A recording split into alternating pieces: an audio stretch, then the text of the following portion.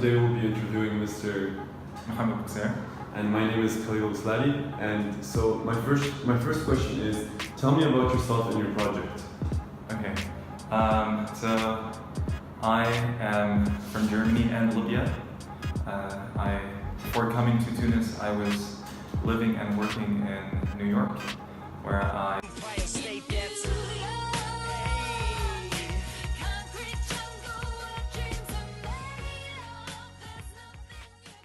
to the Masters in Public Administration with a focus on sustainable development.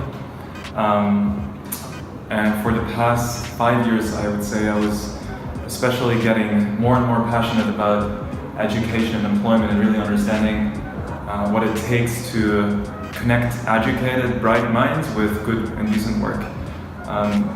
Eventually, after finishing my master's in New York and completing a work appointment at the Earth Institute that was also looking at North Africa and Sub-Saharan Africa to tackle this issue, I decided to, together with two friends of mine, launch a company called ThinkIt. And we are a mission-driven venture that is looking to connect the brightest minds and tech talents from North Africa with global engineering job opportunities. But what inspired you to start this company?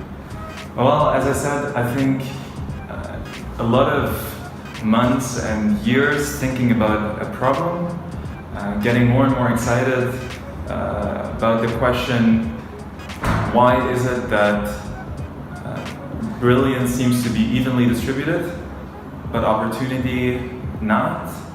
And trying to come up with ways and concrete measures to bring opportunity to places where talent is most prevalent, but getting connected to opportunity toughest.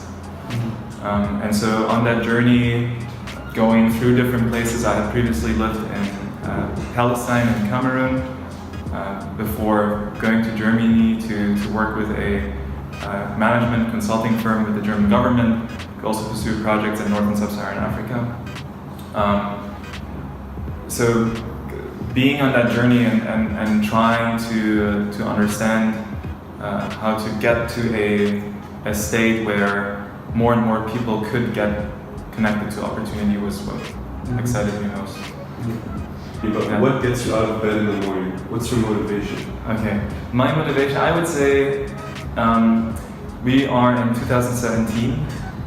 Every morning, somewhere in this world, a new technology is disrupting the status quo, and it's going so fast that you have the feeling that if you laid in bed for the entire day, you would totally miss out on a new technology that has the potential to change the world as we know it. And I think that we are also at ThinkIt working very, very close with new technologies and having the feeling of you can do something even with the technologies around you, and the passion that you should have is what gets me out of the bed in the morning. And I would also say that the people that I am very fortunate of being surrounded by are the main drivers in advancing things and launching new initiatives. So it's also for the smiles of the people. What's the most important thing you're working on right now, and how are you making it happen?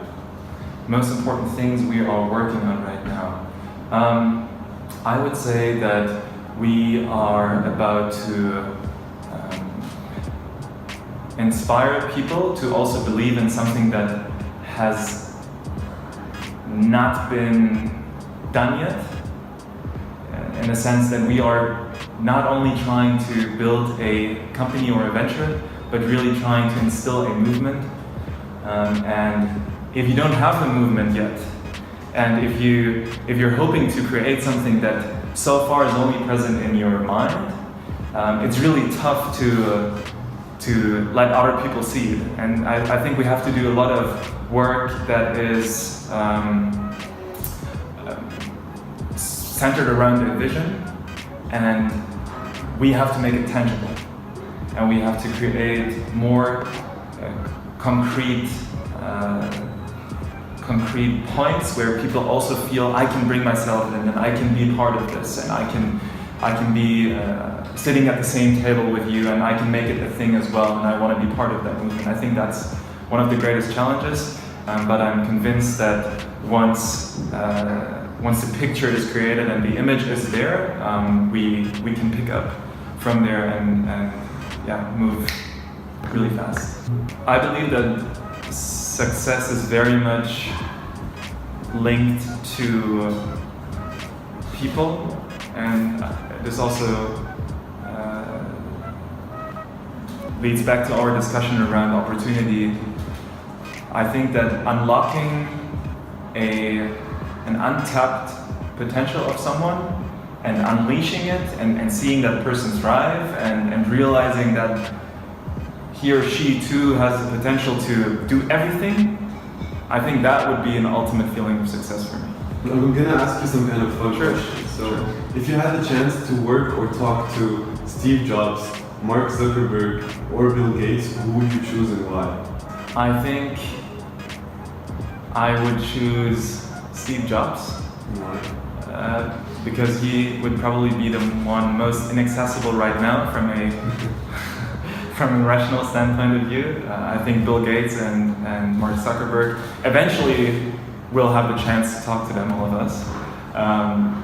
I think Steve Jobs was a very authentic person.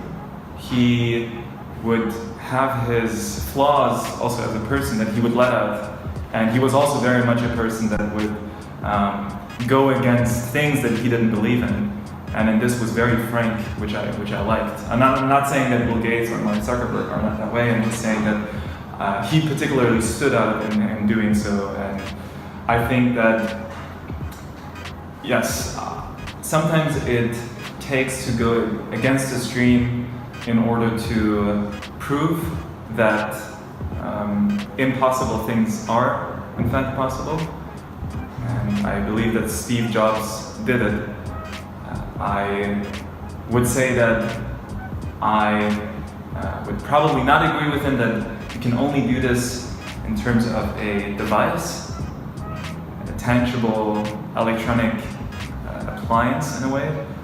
But I would like to have a discussion with him around going against the stream and how he kept up doing what he was doing, although everybody around him told him not to. So we are currently in the third best co-working space in the world. It was ranked recently the third best. Congratulations. Yeah. And what's the difference between working from an office at home compared to this co-working space?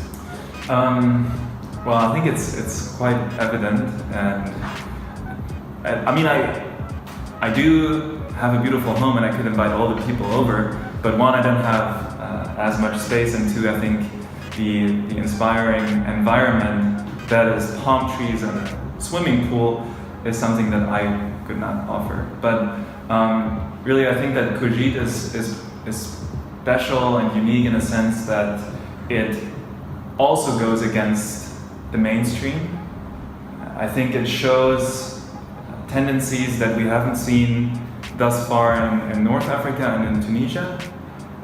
It brings these tendencies and energies together to one space and expresses it through 50 to 100 bright minds. And I think that no matter when you are at Kojit, who you talk to, you will always have space for an inspiring discussion. Something that again shows that the world is changing and this country is changing, no matter if it's in retail or water or development, civil society, private sector. It's really something that combines all. It's not limited to a certain field, and always offers the opportunity to collaborate. That's, I think, what I like most, is that you have that open culture of, hey, I'm really interested in what you're doing, and you immediately feel the openness by fellow Kojiters to link you to people, no matter if it's across the Mediterranean or inside of Tunisia.